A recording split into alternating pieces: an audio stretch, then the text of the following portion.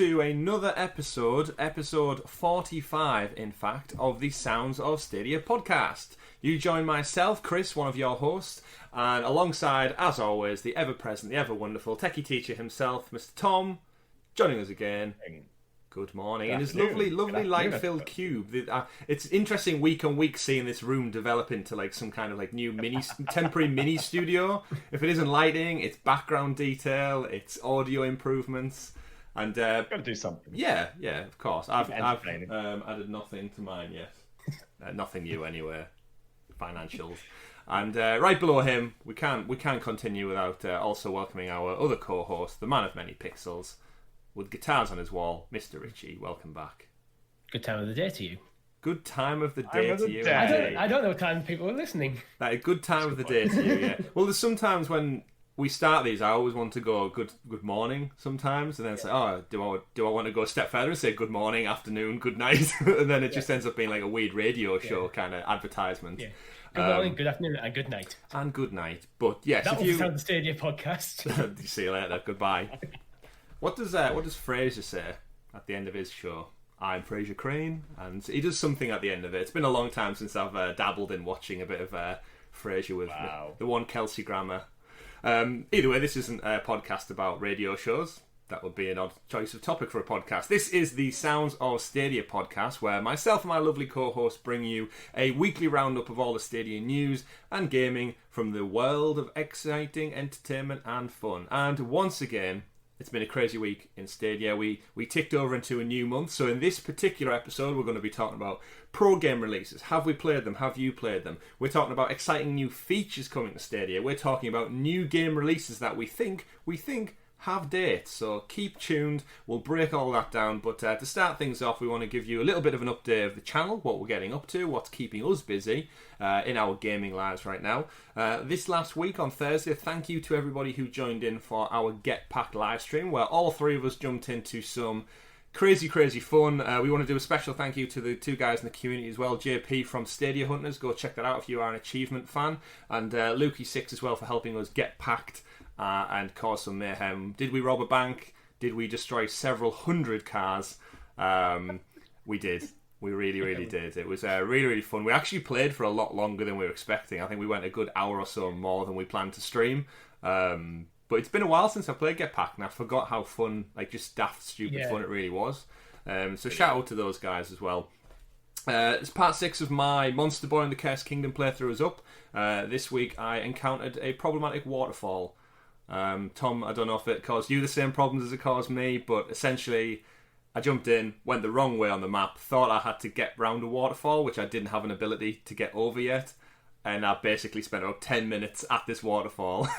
I went on YouTube and searched for help guides to try and get around the waterfall. I just equally got frustrated before thinking, you know what, I'm just going to go back and backtrack and see where I've went wrong somewhere, because that game does not give you any. It doesn't give you any pointers or direction. Did you get stuck there, Tom, or is it just me who's stupid enough to go right? No, I definitely went wrong there as well. But I can tell you, it doesn't get any easier. It's all downhill from that point onwards. Down the waterfall we go. You're meant to like go. Okay, I don't have the tools to go this. Where should I go? It's like when you get a new ability, you need to think back of, where's the areas that I couldn't pass before? Maybe go check them out. Yeah, I'm crying out, and I've got 2 more episodes in the bag, and I'm just crying out for some kind of pointer or tutorial to just say, like, especially if you can't go anywhere for such a long period of time, just a little bubble pops up saying, hey, have you tried this? Don't forget you can... just any kind of, like... Hey, listen! Yeah, I'll take anything like that. I wouldn't go that far. Maybe I don't know, an NPC you can buy hints off or something. Buy hints. All right, Richie. I didn't know you worked for EA. Not like in-game currency. Yeah, I know. So that part 6 is up now. Part 7 will be up next week as well. So go check that out if you want to just see me get utterly pissed off at a game, but also enjoy it at the same time. And then this Thursday, keep it locked to our channel, because we're also going to bring you our first look anyway, at the new pro game for August, Strange Brigade. Tom, you mentioned you've already jumped in with the missus on this one, and you're having an interesting bit of fun with it.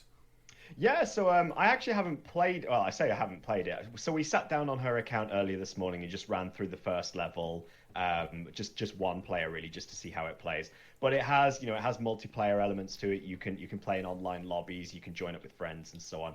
It reminds me a lot of Left 4 Dead, but with a puzzle element to the levels as well, which is quite fun. So there's lots of collectibles you can pick up along the way, but it's very much that sort of like third-person shooter, camera set a little bit further back, but it's fun.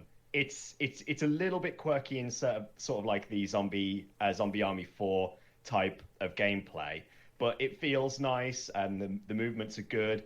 So yeah, it's going to be one to have a lot of fun with this month. I think it's going to probably be, out of all of the pro games, which we'll get onto later, I think it's going to be probably the game that most people talk about. Yeah, it seems like the biggest title out of the ones. Like when I saw 4 of the tiles, that was the one that I gravitated towards because I've heard of it. It's got my intrigue, and I think the trailer probably out of all the selections looks the most fun you can just jump into without having to commit any serious time to it necessarily. I think Richie likened it to Temple Run. Well, that as well. I mean, that was the biggest draw for me, Temple Run. Yeah. So maybe me being a bit unkind there. Maybe. Well, we'll find out your true reactions, Richie, when we jump in this Thursday and play. And it is 4-player co-op, so I'm right in thinking we could possibly look at getting members of the community in. So head on over on Thursday, like we did last Thursday with Get Pack. Jump in and help us kill some zombies. With Tom, you've mentioned they have terrible, terrible British accents in that game as well. Yeah, it's sort of these slapstick, old-timey sort of British accents, very, very upper-class Windsor sort of, I say, old boy! Yeah. Boy, yeah. Going on an expedition! Those sorts of things. Yeah, really. that's what you would expect to see. Does it wear on you pretty quickly? I suppose it depends on the individual, really. But for me, I found it sort of very cringeworthy after a while. But then you sort of get over it, and you enjoy the humour element of it too. Yeah, so, it's good. We don't all sound like that. Which actually does lead me into my next point. So thank you for everyone, by the way, who stopped in and checked out our new post-show series that we're running. So basically, after we wrap up recording, we always mess around a little bit. We always talk a bit of random topics, what we're up to, and we tend to go down the rabbit hole a little bit with whatever's on our mind. And last week, after we discussed Alana and Brian Blessed came up in the show, that obviously posed the natural question, who would win in a fight? It goes exclusive to our Patreons on the beginning of the week, and then we're going to drop it onto YouTube as well. Let us know if you like the series. We won't necessarily continue doing it if you don't get the traction or you don't really care about it, but with Tom mentioning accents, that leads lovely into what my topic is for this week that I'm going to bring to the table. And I think we should rotate it every week so it's not just me all the time. Bring you interesting things, or even write into us, patreon.com/Sounds of Stadia. Give us your ridiculous, stupid questions. But mine this week is about comparing American isms to British isms. So yeah, a lot of our audience, a lot of you listeners and viewers out there do come from across the pond, and we massively appreciate you. This is not a let's throw stones at people and go, ha, you say this, we say that. This is a case of just the differences in comparing them, I think. So I've got a nice list of American things. Tom, you lived in America for a short while, so you're all too familiar with a lot of these things. Things like diaper and sidewalk and garbage can, all those kind of things. But again, it's not to throw stones, it's to have a pleasant conversation about comparing them. But we'd love to hear your questions when it goes live. Write in with what you think is the most funny comparisons. But we'll be talking about that after the show as well. So just do keep it locked to the channel. Stay tuned. And I think the final note of all that is, who won in a fight, gentlemen, between Brian Blessed, according to the Twitter public and our vote poll? You didn't check it, did you?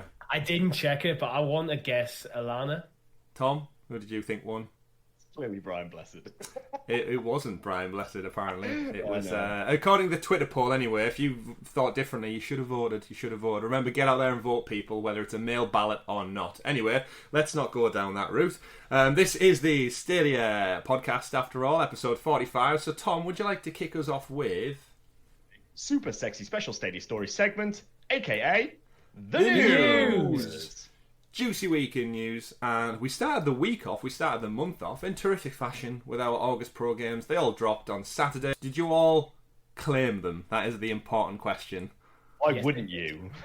Yeah. Why wouldn't you claim them? You had a chance to check anything else out outside of Strange Brigade? Not yet. I will be jumping into Just Shapes and Beats at some point, because I mentioned a long time ago when we first found out it was coming to Stadia that I really enjoy rhythm games, and it's something I actually haven't played at all yet, so it'll be nice to actually give that a shot and see see how it plays out. So I'll put my thoughts about that on Twitter once I've had the opportunity to try it. Metro, I don't know. What are your thoughts on that? What are your thoughts on Metro there, guys? I'm going to leave mine for now. I'm not interested. Not interested in Metro. So the thing with the Metro series that I think the wider conversation have around this is when we look at these lists of pro games, I'm still intrigued as to know what Stadia's approach is to these pro games, because it seems to just be kind of like scattershot at the moment, where they dig into the bag and rumble round and go, oh, what can we get? Yeah, well, I mean, this month we've got Metro 23 Redux. I feel like on another day in an alternate universe, we could have got Last Light, we could have just got the original, and it feels like, again, is this their plan? Is the setup? I know someone in the Stadia community mentioned how it's similar to, I think it might have actually been Brian at Club Stadia mentioning that it's similar to kind of Tomb Raider, the fact that we've got two of the titles in the sequential list now, and now we've got essentially the third entry and the newest entry, Exodus. We've got them, but we don't have the originals. So do we think this is like their plan to just entice people into buying the remaining ones, or is this the right approach? I would have personally probably led in with the first game and the last game, and then people would want to buy the ones in between, like a game sandwich almost. I just kind of feel like there isn't that much of a well thought out plan. It's more of a case of it almost feels like they're just hitting up the developers and goes, what can you give me? Yeah, which well has run dry? Yeah. Which game can you give us from that pot? I really don't like the approach of give us the last game, then the first game. It really doesn't sit well with me. Like, at the end of the day, it's a free game, so whatever. Mm-hmm. I mean, people will just be happy to get free games. But the timeline, the chronology of it is just completely backwards. I know the die-hard FPS fans out there, the people who are invested, particularly in like post-apocalyptic dystopian sort of set games, will really enjoy the Metro series. We had a blast. Well, I say we had a blast. Things certainly exploded in Metro Exodus when we played that. Is it our type of game though? I would probably say not. So giving us a game in the series that is set earlier and was created earlier, graphically probably doesn't stand up as much, so it's not really one that I'm probably ever going to touch. It's going to sit there in the library gathering dust. Once again, no, it won't. Part of it, my impression with Metro is actually, while it's not a game for me, it seemed to have deep, rich lore behind it, which this is where playing the game sequentially helps, because you build on the lore of the previous games. Yeah, if you jump into like the second game, then go to the third and back to the first, it's kind of weird. Yeah, I mean, anything like that. Yeah. Any medium where you're not doing it in the right order, probably you're not going to get the best experience. Imagine watching Jurassic Park 3 first, and then then going to 1, and then Jurassic World 2. Then again, the Witcher Netflix series caught everybody off guard with its timeline-y stuff as well. So yes, I mean, but that was planned like that. I know. Were meant to watch it. So I'm just trying to find some sort of saving grace in this, really, to sort of back it I up. just don't think there's that much of a plan, really. I think. Again, is this because they've made a rod for their own back, giving us games now that feel like they have to keep up with this? Like, at what point are we only going to get 1 or 2 games? They've never actually came out and said, like, you will get this amount of games. It's just kind of crept up and up, and I feel like it's making a rod for their own back if they run out of titles to give us. Could you imagine the month we get 1? And it's not a good one. I don't think that's ever going to happen. We get a repeat. No, I don't think we'd get that. No. Surely not. I'm sort of firmly in the belief now that we are going to consistently see 3 or 4, even 5 per month. Because if we actually think about it, so we got Strange Brigade, we got Metro 2033 Redux, we got Just Shapes and Beats, and we haven't talked really about Kona yet. But don't forget as well, later on this month, we're also getting Rock of Ages 3 for free as part of Pro as well. So we are getting 5 games that are staggered throughout the month. And that also happened previously as well. We got Elder Scrolls Online later than the initial, the first of the month. So I think we're going to see this sort of like 3 or 4 on release and then 1 later on in the month to sort of tide us over a little bit. I don't think we'll ever drop back to 1 or 2. I think this is going to be the firm model moving forward. Maybe. I think they seem to have shifted the pro games to probably smaller or more niche titles. So that's why I think you're right. You probably are right. Giving like 3 or 4 games rather than just 1 or 2 gives you the value there.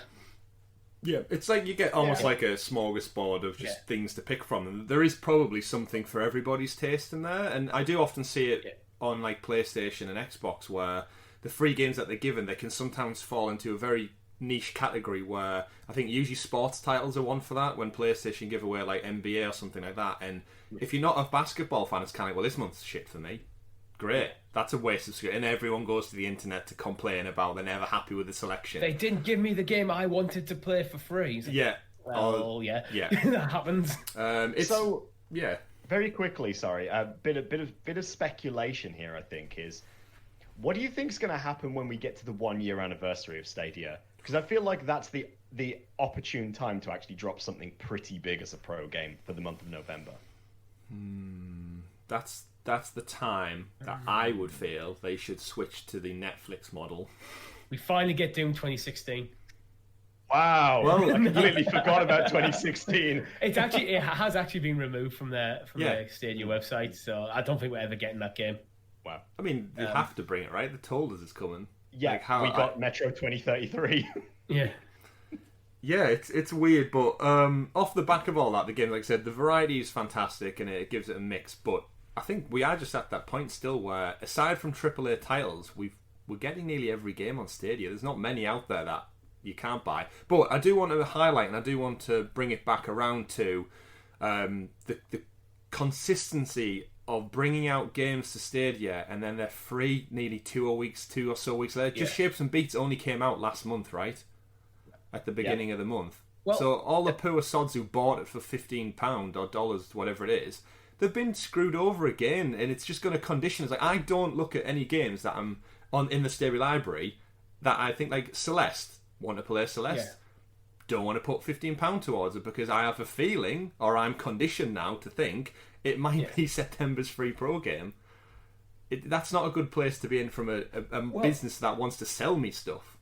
We had a conversation offline about this in our WhatsApp chat, and I went, do I buy... I've still got my £10 there. Same. Do I buy Celeste? It will be a bargain. But I was like, and your response, Chris, I think was, well, if you're not going to play it straight away, I would hold off. And you're absolutely right. It's like, I haven't bought... I mean, I have it on my Switch, but I wanted it on Stadia. It's like, I don't actually want to buy the game and then find out next month, be sat here and go, I wish I hadn't bought it because I've played like 5 hours and now it's free. Mm-hmm. It's an interesting mentality because I do think that we are being conditioned, as you've rightly said, Chris. That's definitely something that I feel that we're sort of being pushed down that path a little bit of just hold off a little while and then you'll get it for free. However, on the flip side of things, I do sort of sit there and think to myself, well, how do we get the platform to grow? How do we encourage more developers and publishers to put their games on there? And that's through purchases. Mm-hmm. So with things like Celeste was a very well-renowned game. And yes, okay, it's still quite pricey, but in compared to other platforms at the moment, I believe the only platform it's currently reduced on is Switch. I think every other platform is still at its base price. So I jumped in. I've picked it up for the price right there. I've played through quite a lot of it already. And having never played it originally, I could see where the hype came from. It is very, very good. Very, very good game. And I think going back to the pro games, I think you look at the 5 games we're getting this month, and do you think any of these 5 games would really entice anyone onto the Stadia platform? No. Oh, I'm going to get Stadia because these games are free. Oh my God, they've got Strange Brigade on Stadia. I have to get it now. No, I don't feel like that at all. I mean, it's good value for those invested in the platform. But I mean, great. I'm probably going to play Corner now. I'm probably going to play Strange Brigade. I'm probably going to give Rock of Ages and Just Shapes and Beats a go, which I wouldn't have done. So there's 4 games that I wouldn't have played. I'm now probably going to. What would have gotten people to the platform is something like Orcs Must Die 3. Because that is exclusive to Stadia. The game only exists because of Stadia. Yeah. I think Celeste could do that, actually. Celeste has got enough hype as an indie game. It's got enough hype and enough praise around that game that if you don't own a Switch, for example, and you're interested in Celeste, and to go, oh, that is free. Okay, I can get Stadia Pro, a free trial Stadia Pro. You can see how that could line up in people's minds. But Celeste at this point is 2.5 years old. So to me, it sort of sits back on the point that most people will have already played that. I don't see there being a large enough audience out there for an indie game to want to go, oh yeah, I'm going to invest in this platform because they've got this specific indie title that came out 2.5 years ago. I think I see that sort of counterpoint to Orcs Must Die 3, for example. But what I'm sort of looking for here is really, if you get somebody who creates a game like Celeste, which is, you know, it's an award-winning indie title, and they bring it to a platform, they make relatively decent sales from it initially, then that may sort of trigger them thinking, oh well, we're working on this title now, we might as well push that to Stadia as well. I mean, the guys who made Celeste are also, Chris, you talked about it before, Matt Makes Games, they made Towerfall Ascension. You know, you want to see that on Stadia, you put the money in their pocket for Celeste, you're more likely to see that. That's where my mentality goes with these things. Yeah. I think correct me if I'm wrong. Like, no, you're right. You speak with your wallet, don't you? Talks. Yeah, of course you do. And I definitely think that the library of games we get, it's more that now we're in the door with the subscription. It's that you've got so many games now. Like all three of us collectively have so many games now. Stadia library. It pushes us to not cancel our subscription because it's like, well, I'm just kind of throwing away like 30 odd games. And as much as we'll admit we're not going to play them, and like you said, Tom, they're just going to sit on our digital shelves and gather dust. Yeah. Like any gamer, it's your collection though, and it's that moral dilemma of, do I just cancel it and then it'll feel like you've lost them all? Like if you told me I have to go empty one of those shelves behind me right now, that would be the hardest decision in my life. Like even though I might just be moving them to another room, it's playing on our emotions of, well, I own them, they're mine, they're there, they're in my collection. And yes, you can always go back and resubscribe and get them all back, which is wonderful. But I think as gamers and as society in general, with like the Netflix model, Spotify, Apple Music, like all of those subscriptions we're now paying into, it just seems like just easier to just keep paying it, right? And that's what they want. That's the aim at the end of the day, is getting our business, whether we use it or not. And I think fleshing out the library with 5+ bloody games a month does a good job at keeping people think, well, actually, yeah, I'm getting free games. And I think as time goes by and it gets much, much larger, it's only going to absorb more people into sticking with it for the sake of just having the library. I think one for me is if you look at the price of it every month, and as I said, there's 4 games I'm going to give a try of that I wouldn't have otherwise. It's getting me to experience different games, and some of them are going to be good. Like Orcs Must Die, I've had a blast with it. I wouldn't have bought that game. I 100% had no intention of buying that game because it was free. I've played 1 or 2 evenings on my own. I've done a couple of streams with you, Chris. I've had that game alone was worth the money.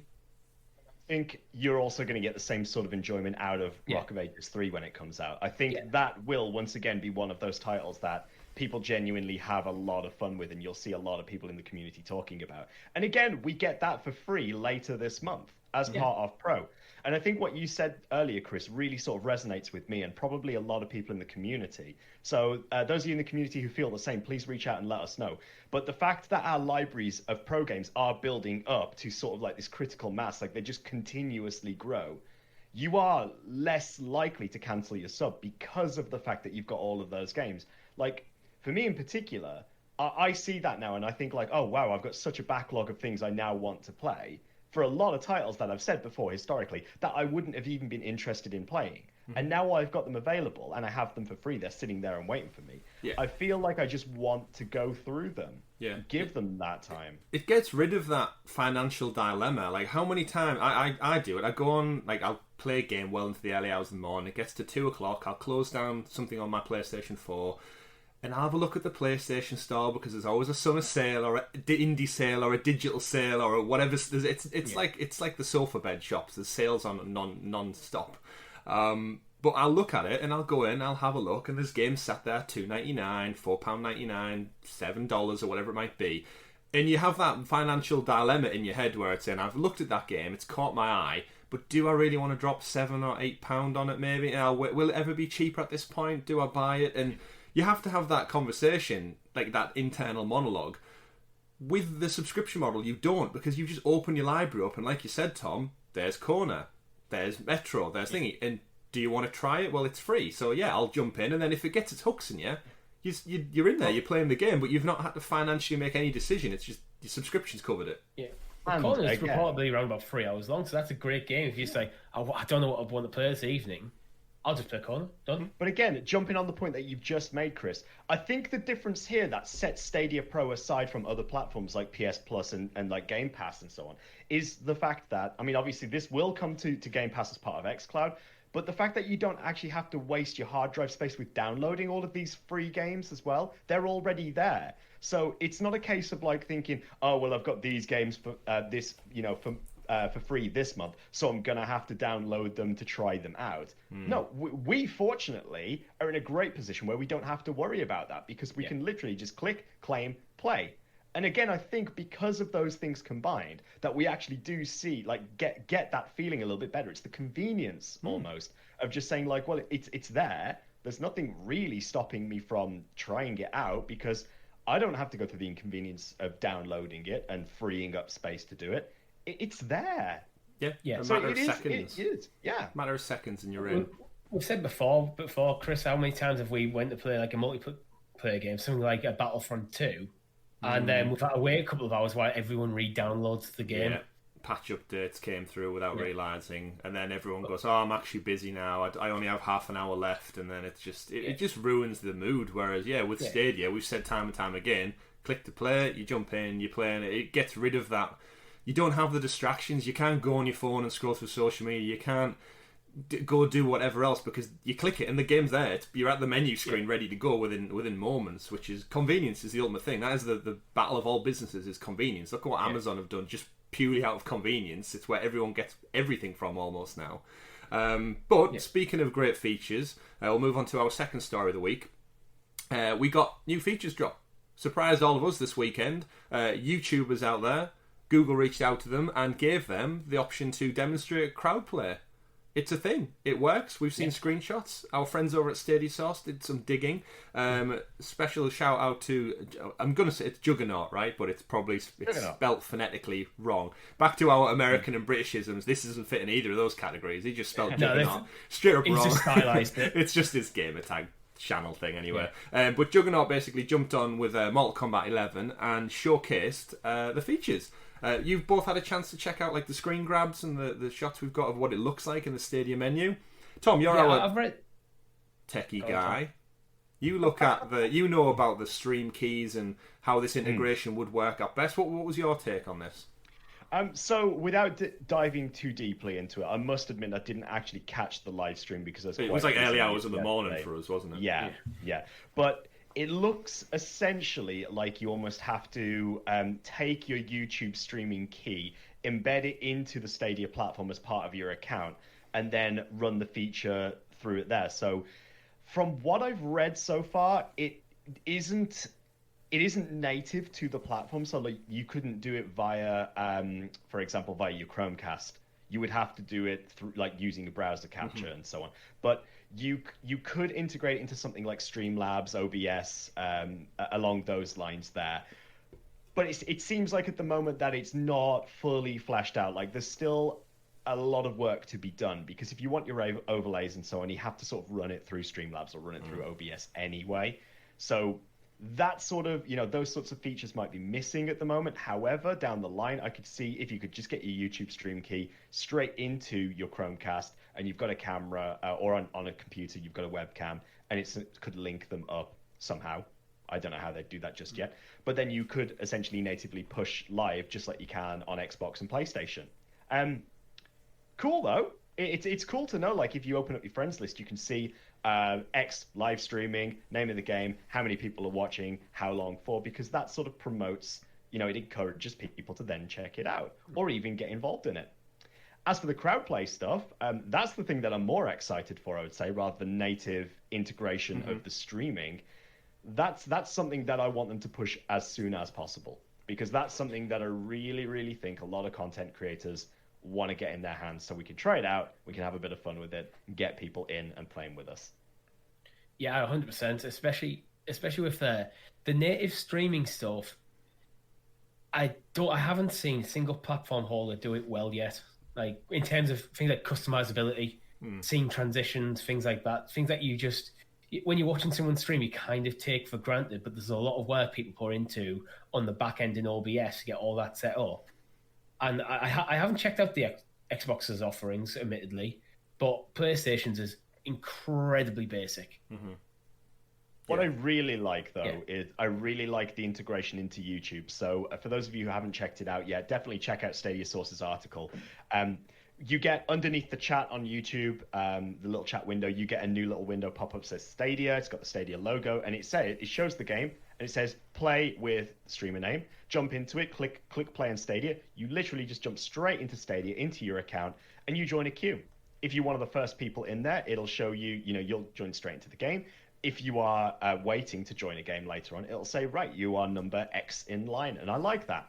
I like that because it shows that you are sort of queued, really, ready to get going. Nice bit of integration there. It's just like clean, isn't it? There's nothing too Very over the top. It's a case. I mean, we've all done some form of digital queue and appointment with the current state of the world right now. If you want to book a table at a restaurant, it's all digital now. If you want to go shopping, you've got to book into places for certain things. So I think in line with how everyone's been trained over the last couple of horrible months that we've had, actually seeing this is just like you said, Tom, that there's the game. If you want to play, there's your place in the queue. And again, as three British citizens ourselves, we are the masters of queuing. I'll sit there all day. If you put me in a queue, I don't know what's at the end of the queue, but I'll wait. I'll wait patiently, as a polite British person we are. British people go to theme parks, not to quote it on the ride, but because it's a perfect place to queue. Oh, it's the queue. It's the queue ride is my favourite part of every theme park. It's by far the thing I spend the most time on. I just can't wait to see streamers like Ninja on YouTube just there with like, get ready, you are number 73,648 in line. Yeah, that is true. But in something like a Estimated battle wait royale, time of 3 weeks. in something like a battle royale though, that number will be still ridiculous in the battle royale 100 player thing. Oh wow, yeah. Get them in straight in there. Yeah. But it's almost You just could like literally have it. the guaranteed option have to it. play with him. Like, imagine if you're a massive fan of like Ninja or whoever else, and you've thought about you've watched the streams for so long, and they just throw out the opportunity. Like, you can genuinely hunt me down and kill me in whatever PUBG, Predator Hunting Grounds, or Fortnite, or whatever it may be, and you could be like, just imagine that conversation with your mate. Guess who I took down last night? Bloody Ninja or whoever it may be. It's that bringing that community, the whole thing YouTube and influencers and content creators have flourished from is that they're making niche smaller communities for themselves and giving them the tools to interact with them on such a close basis is phenomenal. Look what Twitter did for celebrities and the fact they can reach out and you can message, like, for better or for worse, they're so much closer to their retrospective audiences through the power of social media, and this is just like next step for gamers essentially. It's kind of humanised celebrities a bit more, Twitter. The one feature I am liking the look of as well is you can choose whether it's available to everyone watching your stream or your YouTube members only. For someone like a Ninja, for example, who probably has millions of people watching every time he streams, that's probably going to be a godsend just to cut down them queues. Do you think it means members as in like the well, you can join people paid YouTube subs channels? Or that join? So for us, for our lonely little Sounds of Stadia podcast guys, would we be able to limit to obviously as this develops and evolves over time, like certain people? Do you think like you can type in a YouTube name? No, not even outside of that. Just eventually, if we wanted to play with 5 select people, do you think they'd open us up to put their YouTube link in? I mean, what you could use like Click to Play to do that. You drop the Click to Play link to people specifically, get the people you definitely want in there, and then you open it up to everyone else. But like I said, it's obviously quite. Tom said it's a bit feature bare still at the moment because it is so early. But the drop down boxes and stuff that you get from the actual feature, like hide notifications, show your viewership, crowd play, YouTube members only. There's a lot of space in there for like smaller niche features, I'd imagine, to add in, like top chat kind of setup. It'd be interesting to see how the chat would be able to respond to like winners and leaderboards maybe, and as stuff happens in game, like so that integration aspect. Imagine winner, for growth. Yeah, and your name like pops up in fireworks and stuff and goes, "There's the winner in the chat" or something, and like really intriguing stuff. Stuff like that will come down to things like OBS integration, as long as that's what I'm worried about, because while I appreciate as content creators we are used to using tools like that and using software like it, the generic user is not going to have access to doing all of that. They're not going to have elaborate setups. So Stadia needs to have some sort of inherent settings almost, or inherent assets to be able to display things like that on the screen for people. there's a lot of work to be done, and there's a lot of possibilities with it. They will probably put some sort of bare bones in for it, but we have to wait and see until we get our hands on it and can actually try it out for ourselves. You know, it's a watch this space, really. Just check out the videos, check out the articles. Indeed. Yeah, cool. Speaking of watching this space, we got some new game teasers from the good old ratings board people and blogs all over the world. The biggest one we got this week is our soon-to-be incoming Game of the Year title from the publisher Activision, none other than Sekiro, Shadows Die Twice, we believe, from an Activision blog post, has a release date on Stadia. So Activision were kind enough to bring out I believe Sekiro's getting an update, like a patch update, right, with some new features. And in and amongst the wording of everything, you can play it on Stadia starting October 29th, according to it. So Tom, you can get your ninja stars out and you can jump into that world. Not that long away. It's crazy how this year's taken over so quickly. I was talking to someone over the weekend about like Avengers is out in under a month now. Yeah. That seems so far away when it got delayed, and it's on our doorstep almost now. Crazy stuff. Yeah. But well, that's exactly why I don't mind games getting delayed if they need the time, because the time just ticks over and then suddenly oh wow, it's coming out soon. Like actual soon, not Google Stadia coming soon. Actual soon. No, funny enough you say that. One of the me and Richie spoke as well pre-show. We wanted to add like a little segment in called Only on Stadia, and this long term wise will be about talking Stadia exclusives. However, we know they're so far away, so for now the Only on Stadia segment will be dedicated to shit that could only happen on Stadia in a tongue-in-cheek, joking manner. So this week in Only on Stadia, we found out that apparently, according to the Activision blog, you can download Sekiro to Stadia and play it. So this is a new feature that really caught me off guard. Having no hardware, no storage memory, no box under my TV, I didn't understand the Google Chromecast sticks had 100 gig memory capacity or anything more than that. Chris, what you have to do is you have to sellotape an SSD to the outside your Chromecast. Of course. Right, okay. And then magic happens and you can download the game. Right, okay. So, yeah, for those who didn't, they have adjusted the article to correct it since, but the initial Activision blog post said you can download Sekiro this October 29th, which we all know as Stadia players, the downloading isn't an aspect of it. And it did make us all chuckle. I think someone screenshotted it and we saw it in our own chat groups, and it's just one of them things that could only happen on Stadia. It's people getting. I think this is just down to journalists getting used to the technology. They're used to like, if it's not a physical thing, it's a download, and like, there's a third option now on the table. Oh yeah, it's just it's a terminology flaw that's just happened, and in the industry I work in, we've dealt with it all the time with like people not really understanding what streaming, downloading, uploading means. It's all confusing stuff, and the internet is vast and wild, and understanding how the hell it works is beyond most people, myself included. Like, again, how this gets from my camera, how the camera even captures my face into a file, then edited into a video, then condensed down, put onto a website that's got a magical server somewhere, and our fans who watch us on the other side of the globe can watch it within seconds of it going live. Mind blowing. You plug it into the box, you plug the box into the wall, magic happens. You say a quick spell, wave your hands over it, and it just works. But yeah, so check out Sekiro on October 29th. Download it straight to your Chromecast stick or browser if you wish to. That's one of them things that can only happen on Stadia. But funnily enough, this was a double hitter this week. I just want to jump in very quickly, guys. I just want to say, so this is obviously being published to Stadia by Activision. You want to see more Activision titles on Stadia, you buy this game. Because Activision, we know for a fact, operate based on business, based on money. Yeah. You want to see more Activision titles on Stadia, people are going to have to make that commitment, I'm afraid. Because otherwise Activision will go, there's not enough interest here, we don't care.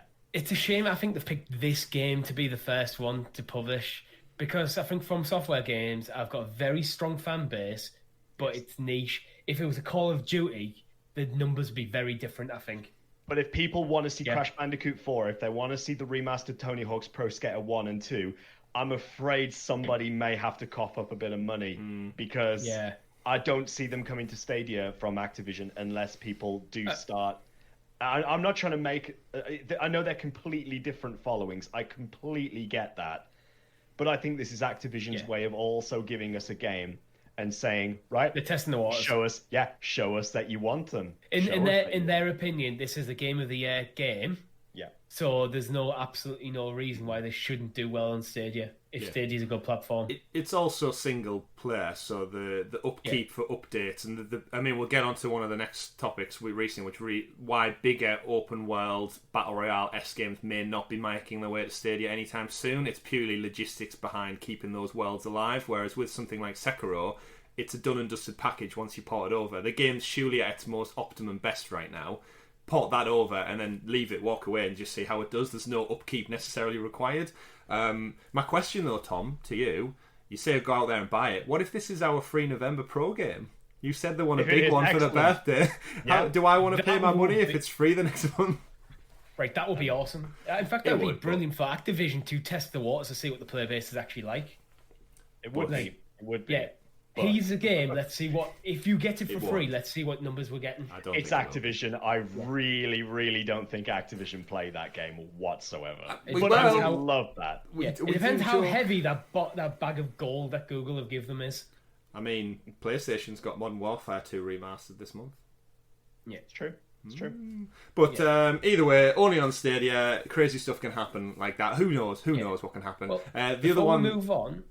There's what you mentioned about battle royales not coming to Stadia because of the player base. Spitlings have confirmed that it's not going to be cross-play, and basically because they claim it's just too complicated to do it. They did say that on Twitter. I did see that, and again, it's a much smaller studio as well, so it's probably the man hours it requires to get it to work. And they've probably moved on to the next project. You would have thought as well, because I did see they were recruiting new people also for that.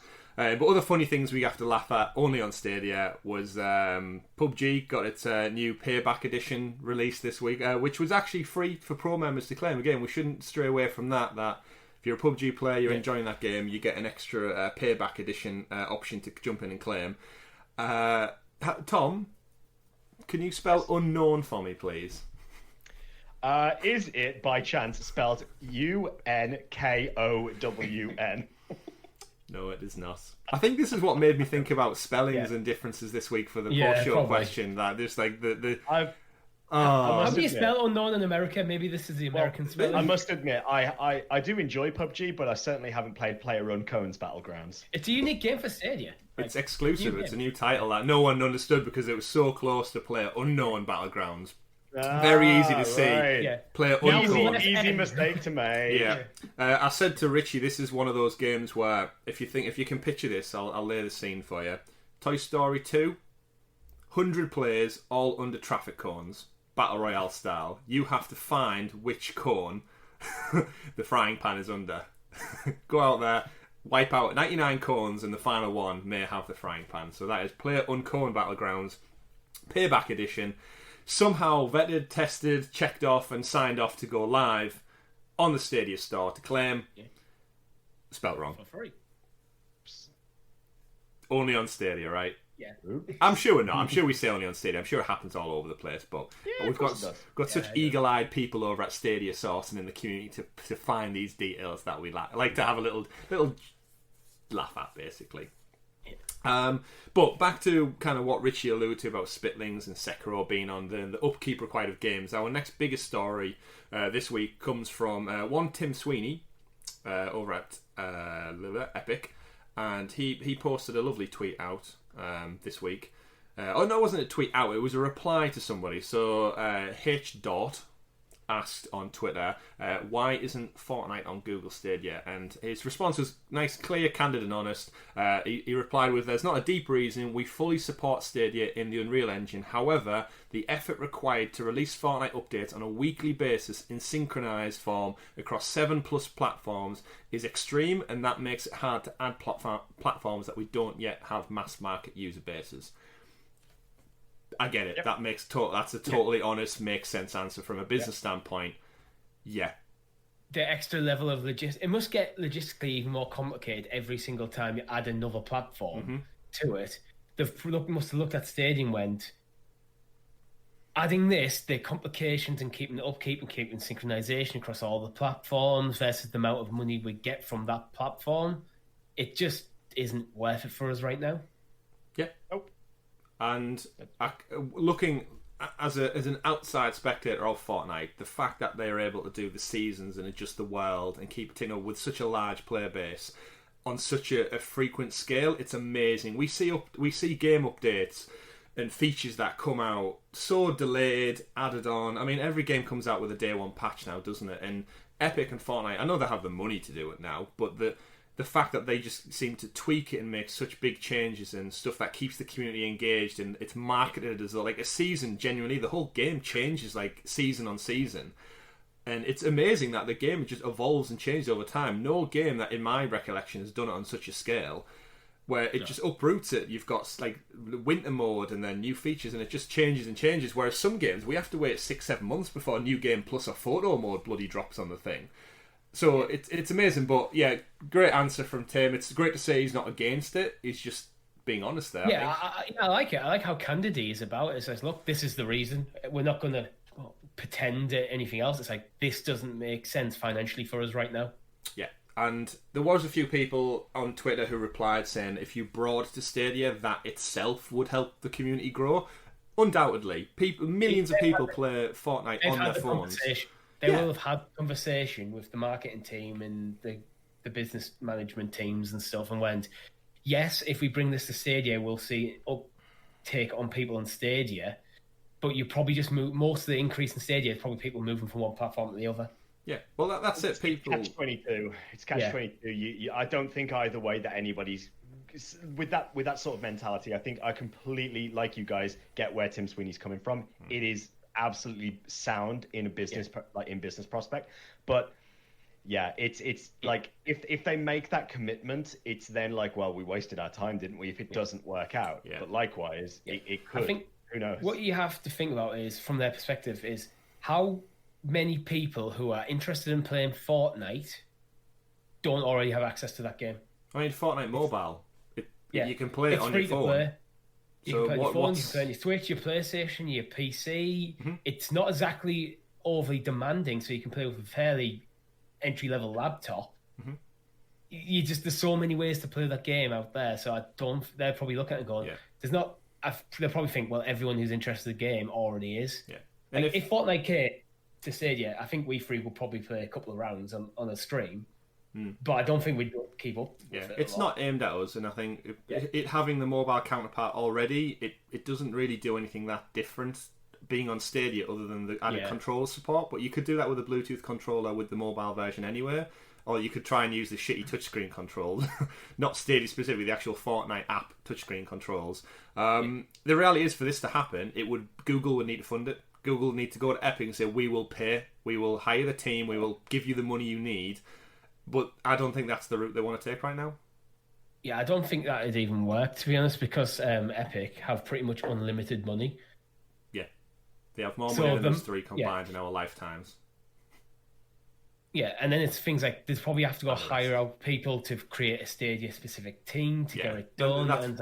They'll probably want to work on the next project. Yeah, and it's not worth the money. That's it. It's a business at the end of the day. We've said as fun and like interesting games are, at the end of the day they're there to make money, and it's not viable for them. So I do like how you mentioned the Unreal Engine though. Like, so it's like, look, to basically dispel any myth that there might be any beef between Epic and Google. Like, no, Unreal Engine, fine. If you want to make an Unreal game, you can. This particular game is not worth our time. Yeah. Mm-hmm.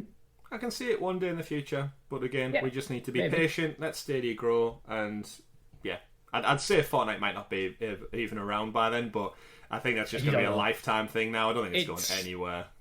It's still around now after about 3 years since it went like supernova, and it doesn't seem to be dropping off. Yeah, I mean, they are seeing downwards trends, but you're talking like in the millions of millions still, like on upwards. Yeah. So I don't think you have to worry about the bank balance anytime soon over at Epic. Yeah. But anyway, we've got some other new games that were also dropped this week. Back to our Sekiro story, we learned about that one. We got some more ratings. So there was a community blog reveal again, a weird what the way they drop these game announcements is so back and forth sometimes. But we've got Spiritfarer is coming out. Had a chance to check out the video for this, you two? Or the trailer, I should say, not the video. Yep. So Spiritfarer is a game coming from Thunder Lotus Games. We already have 2 games by them. We have Sundered, Eldritch Edition, and we have Jotun, the Valhalla Edition. Both games have an incredible art style that you don't see in any other games. And to get a third title from them as it comes out, because it's not released on any platform yet, fantastic. I have actually been playing a lot of Sundered offline and really, really, really enjoying that game at the moment. So yeah, this is a nice one. It's a nice one to get. There's a nice interview over on the community blog as well you should check out with the developers of the game, where they basically talk about the intricate details of it and really just explain what it's about a bit more, better than we probably could without knowing too much about it. I will say, though, the name did catch me out still. For some reason, just like with Splitlings? I forgot again. What was I calling it before, months ago? Splitlings. Split. Yeah. I thought this was like Spitfarer when I saw the title originally. I don't know what it is. You did have a thing for spit. I don't know. It's maybe that's it is. But either way, yeah, the art style looks great. Really, really intrigued by these, like more almost like hand draw. I'm trying to think what art style it does remind me of, but there is something very different. I want to say Japanese about it. That it strikes me as that type of art style. I don't know. There's probably a genre for it, but I just can't place my finger on it. But another game coming to Stadia, officially announced, and then we also got unofficial announcements via the lovely ESRB ratings board, which is where we get most of our game announcements from now, because they like to trickle them out to us this style. Yeah. Tom, Richie, one for you two gentlemen. We got the Borderlands, the pre-sequel Ultimate Edition, coming in at PEGI 18 rating on Stadia. So we got the Borderlands 2 last week before maybe. Now we've got the pre-sequel, which actually I think when we got number 2 we did talk about the pre-sequel, and here it is, apparently coming to Stadia. So we're not getting a Handsome Jack collection yet, we don't think, but you've got, what, 2 of the collection now? It's entirely possible, because Borderlands 2 and the pre-sequel, that is the Handsome Jack collection. Yeah. Okay. That is it. It's just, and neither of them are released. Black story. So we've got the board ratings for both games, so it's entirely possible that they're released. He's pre-sequel, or that you can get the Handsome Jack collection. Absolutely. Now, I'm going to jump onto a bit of speculation here. I know we actually haven't got it listed. Yeah, we haven't got it listed in our discussion points for the week, but I do feel it needs to be raised that in amongst the Stadia creators community, we have some incredibly talented individuals who do a lot of deep diving into things hidden in the background of Stadia as well. And we're finding more and more information on potential upcoming free-to-play days in certain games. And I believe that Borderlands 3 is listed for one of those free-to-play days. So rather than getting the game for free, you'll be able to, have a weekend, like a free weekend kind of thing of jumping in for anyone. Obviously, again, the benefit of Stadia, you don't have to download it. You can literally just launch it up, and then very quickly from there, and they can take it away from you. Just literally remove it from anyone who hasn't purchased it. Now, with the pre-sequel and the Borderlands 2 essentially coming to Stadia at some point, even though we don't have the official announcement, could be interesting to see them tie in that Borderlands 3 free weekend almost as like a promo for it, to be like, Borderlands 3 is free this weekend, give it a shot. And then come Monday, here's, we're going to drop Borderlands pre-sequel and Borderlands 2. You've just had a taste of the third one. Why don't you go back, play the pre-sequel, play 2, and then if you really like it and want to carry on, go get 3 at a discounted price. Something along those lines. Could be quite interesting. Yeah. A bit of speculation for you. Hat. But what, for me, the underlying message here is it's 2K supporting the platform. Yes. Again. That's 2 big games. I know you both agreed unanimously that number 2 is the best game. Yeah. Out of the entire lot. Oh yeah. So that's another pre-sequel has fun game. Because it has like some like low gravity stuff when you're on the surface of the moon. So that's really quite fun. But 2 is the all-round best game in the Borderlands series. Interesting, but hopefully we'll probably second get an comes Tales of Borderlands. Tales of Borderlands is great. So we got more games coming. to Stadia. It appears we'll probably get them on Thursday's news announcement. Maybe it's rated for the release date of 30th of July, which we've now passed. So who knows? It should be imminent. Imminently. A couple of final stories of the week, though. We got Chromebooks. Out of nowhere, Chromebooks. We didn't get Chromebooks. Yeah, I was going to say, did you get a Chromebook? Because I didn't get a Chromebook. I didn't get Chromebooks. We got Chromebook news. I take one, Google, if you're listening. If you're listening, special perks for people with Chromebooks. I think this news only dropped over the weekend, and apparently if you've got a Chromebook and you go onto a specific website for google.com/Chromebook/perks, they get 3 months free Stadia just for owning a Chromebook. Fantastic. It's just in there. You also get Google One storage included, which makes sense if you're buying a Chromebook and it's all online on the cloud. That seems obvious. You don't need it for Stadia, though. Stadia Pro, 3 months free. Great to know that these little things are still being fed out there for people to get involved with it. They're definitely covering all the bases. And again, I think it holds Stadia in that pantheon of Google products that they always promote. Docs, Google Photos comes preloaded on every Android phone now, and all those kind of intricate built-in cross-pollinated systems, and it's nice to see Stadia just become part of their interface almost. This is something I've been saying for ages for Android phones. Like, why not just have Stadia pre-installed on all Android phones as just a default app that's on there, and then you could, even if you want to, work in a month or two, or free in this case, free. So you've got, here's this app, I've got a free month, I'll give it a go. Free app. Speaking of apps, it looks like very much with the Pixel phones at the very least. Yeah, I would say. I just have it like all Android phones come pre-installed with Chrome. Why not on the Play Store and other Google properties? Why not just have Stadia as part of that package, just by default? Yeah. The only caveat to that bit is Google, when they market their Pixel range phones, and it was previously the Nexus range phones, is they always go with the message that it comes with like core Android. There's no what we would call bloatware, which is if you ever owned a Samsung or a Sony phone, they always put their own overlays over it, which does use processing power, and it does absorb a bit of the phone's capability essentially. And sometimes the way Google petition these phones is it's the most stripped back, fastest, purest form of Android you could possibly get, which is why in theory the Pixel phones should run shit hot compared to the competition. Adding more apps on there would maybe be against that ethos, but I am also with you in that camp, Richie, where I think you stick it there, even if you get 1 out of 1,000 people who happen to go, what's this on my phone? Click it, play free games. I'm not a gamer, never mind. Why can't I delete it? I'm frustrated. Either way, I think having it there, it's just more of an entry point for people who have a bit of intrigue to click it and get in, click to play. For me, it's Google positioning Stadia as the gaming app for Android. Mm-hmm. Do you think it'll ever be integrated into the Play Store? I think they should do. So he's mobile games. He's better games. For things like your Google Play credit, Tom. I think that's where your integration into the Play Store would be very useful. Let's not touch on that, Richie. Let's not touch on that. But Google, give me my money. I think this is scope for if ever Stadia integration with other Google apps, things like Google Home and stuff. We've talked about the Wi-Fi connectivity, where with Google Home you can just pull through your Wi-Fi things you can't on Stadia. Yeah, it still gives me a little giggle now when I sit there and just say, okay, play Steamwell Dig on the living room TV, and it just goes, Stadia, and it's just there. It's like, I've never tried that, actually. It's so cool. It works. Yeah, it's good. Yeah, you're going to try get back to us, Richie. Try it and get back to us. I use my devices now to turn on the TV all the time, or turn it off when I'm done, and load games up. It's just nice. We're just a bunch of lazy people. We are. We really, really are. But speaking of being lazy and the mobile apps that we use, who needs to be lazy when you get things so fast? And with the magic of 4G and 5G, you get things so fast now. We can play Stadia on the move. We knew it was coming. It's finally here.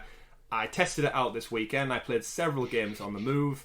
Not for long, because the mobile controls, as I said, do not... As someone who's a hardened fan of having an actual controller in my hand, some games don't lend themselves to touchscreen controls. However, I will successfully say I played Steamwell Dig 2 in and about the house on 4G, and I also played the opening part of Metro Redux at my friend's house in a hot tub, because I was showcasing how good Stadia was, and I showcased here's the app, here's the games, here's Metro, claim. So I did a whole purchase to play live series with our friend Jeff. You know Jeff.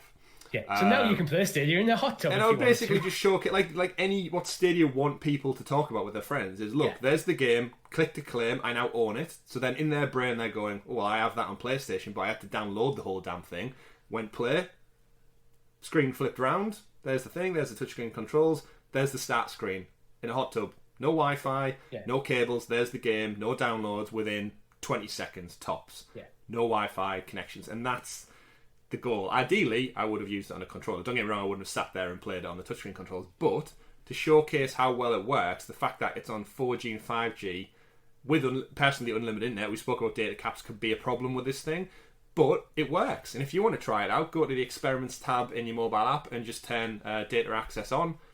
Good to go. Give it a go. Check out the signal in your area. But what Experiments tab?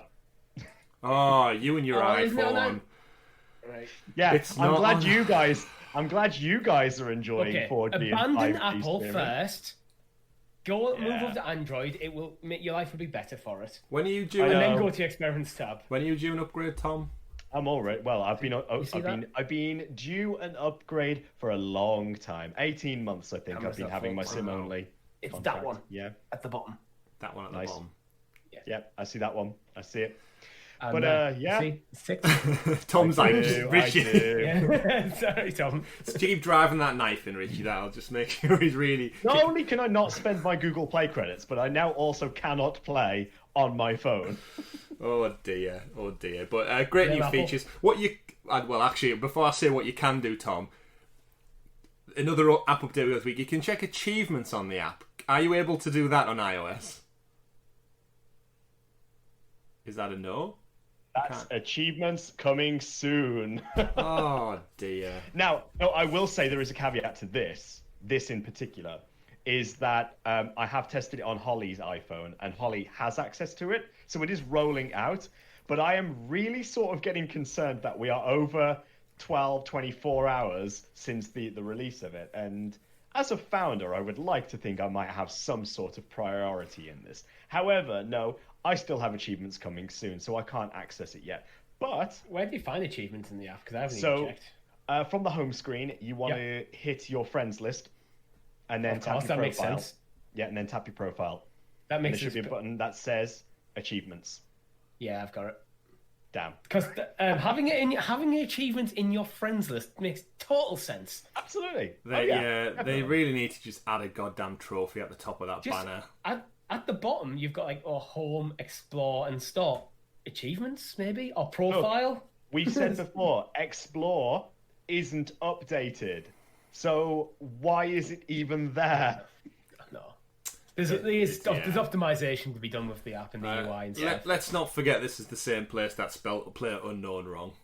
Yeah. Oh, don't forget it's also the same place that doesn't have messaging as well. Anyway, there's a lot of work to be done. It's not a personal vendetta against you, Tom. It's not a personal vendetta. It's all Apple's It's fault. starting to feel like it. But yeah, that's just one of those crazy things. But either way, if you do have an Android phone out there and it's got the latest update, go enjoy some Stadia on the go with 4G, 5G. And even check your achievements on the way by going through some convoluted process to get to the achievements. Unless you're Tom. Unless you're Tom, just specifically Tom. Final point of the week, we also got a bit of a sneak peek behind the curtain at some Microsoft findings. So over at the Kind of Funny Xbox podcast that they recently launched, they had Major Nelson from Microsoft on, and he got into the topic of talking about competition. As always, when next gen's on the horizon, how they feel if they are faring, and once again they came up to the good old messaging that they still see Amazon and Google as their big competitors. So it's nice to see that Microsoft is still thinking about us over here at the little world of Stadia. They still see us as competition, and I think again just drives home the message that Microsoft are playing a whole different ball game now than Sony and Nintendo necessarily are, and the future of gaming, this next gen. The end of this year going forward, I think the landscape is going to start to really, really diverge and take some turns that people probably weren't expecting a few years back. Yeah. And it's great to see, and we probably all agree as well, that, I mean, we have for a while, like the cloud gaming stuff, it works incredibly well. It's reliable as long as you've got the internet or an iPhone. And it's the future, right? No boxes, Yeah. no downloads. I think this is where Microsoft definitely see the gaming landscape going. I think secretly they probably would have liked to not have a physical hardware for this console generation, but I think they're probably looking at the market and go, people are not 100% ready for that, so let's use the next console generation just to phase them out.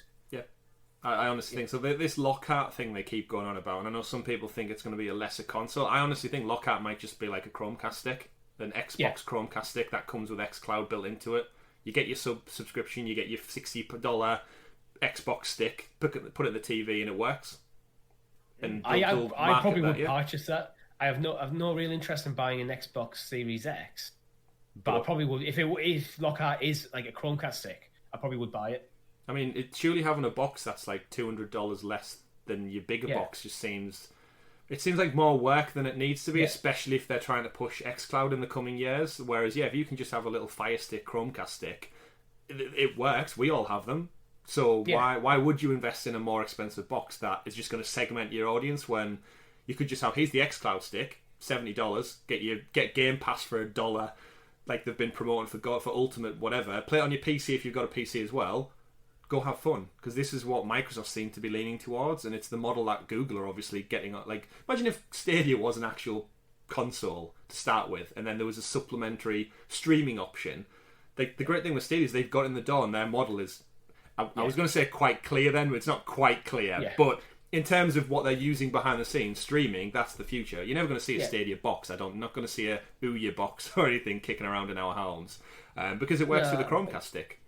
But I think Microsoft, because they have got games consoles in people's living rooms, they have to still have a box at the moment. Yeah, they have to represent their existing fan base, which is a decade-old experience of having a console. If Sony turned around and said there's no PlayStation box, I'd feel very odd about that, because I'm just used to having a box in my living room. But the future isn't in that, because it costs too much money. We know they make a loss on all of these boxes they sell. So again, back to Activision and Tim Sweeney and Epic and stuff about making business monetary sense. If you can make a stick for cheaper and do it on the cloud, and you just have to run your servers, it's cheaper. You're instantly making more profit, not by shipping a £400 box. Yeah. So, just like us, we stream in the cloud. We do all of our business in the cloud. We don't have a physical Sounds of Stadia podcast. We'll deliver you a CD. Patreon tier.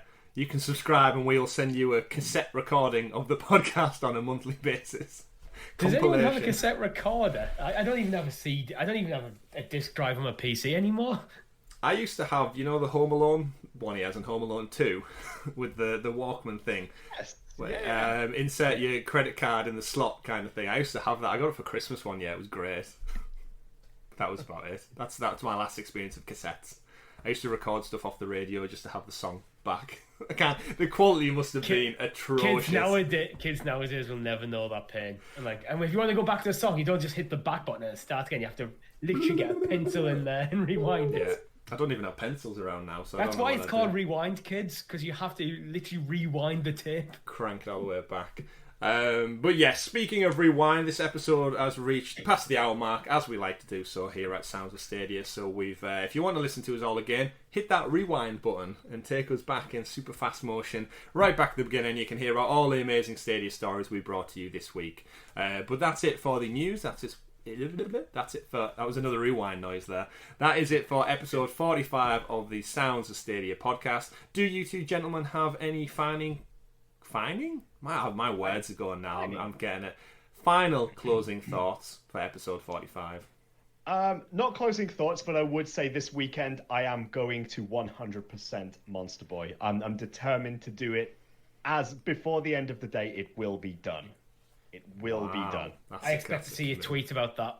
I'm getting close to it now. I expect to be walking up at 2 o'clock in the morning with a notification of you tweeting about completing Monster Boy. You should screenshot the achievements. Yeah. If it's 2 o'clock in the morning, that'll be too late, because I'm setting my goal midnight tonight. That's actually a good point. Yeah, done. 2 o'clock in the morning is tomorrow. Yeah, but screenshot that achievement, will you, Tom, and post it up on Twitter once you get that from your phone. Oh yeah, I will. I shall. You can't. I can't. Either way, thank you everyone for tuning in and watching episode 45. Don't forget to check us out with our first look of Strange Brigade this Thursday over on our YouTube channel. Give the video a like and subscribe because we really do appreciate it. And when Crouch Play goes live, you're going to be able to jump in and play with us if you are one of those fans down below. Someone keeps asking about Super Chat.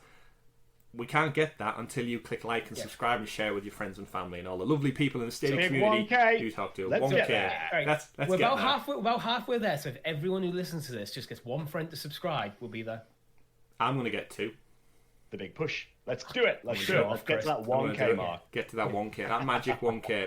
But yeah, thank you for joining in. Thank you for tuning in, listeners. Don't forget to follow us over on Twitter. I am at CyberChris2077. Tom is... I am at AdaxisLP. I'm Richie. No, you're not. No, I'm Richie C89. Richie, because check us out because we are in there. We are quite active. If you've got any questions for us, by all means check us out. And a massive final thank you to our Patreon supporters as well. Remember, from $1 you can write into the show with your stupid questions, our post-show questions, where we're now about to head off and talk about Americanisms and Britishisms and how they compare and how crazy they are. But you can check that out, and it will be up on YouTube come Wednesday. But if you're impatient, like Richie, he's always so impatient, you can check that out for $1 as well over on patreon.com/Sounds of Stadia. But other than that, thank you for joining in for episode 45. We will see you next week to bring you more Stadia news and crazy stories that could only happen on Stadia. My name's been Chris. Been Tom. I've been Richie. We've been Sounds of Stadia, everyone. Thank you very much for watching. Take care. Have a good week. Bye. Bye. Bye.